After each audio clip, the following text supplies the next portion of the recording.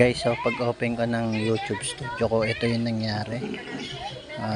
May lumabas na ganito. A bug may have impacted some of your video description for videos you edited from May 14 to 16. Please check your video description, ensure they in your incident state. Guys, alam nyo ba to? Kasi biglang lumabas sa aking YouTube studio eh.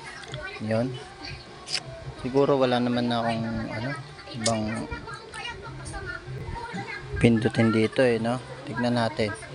Wait lang. Lumabas yung ads. Ayan. Tignan natin to. Ayan.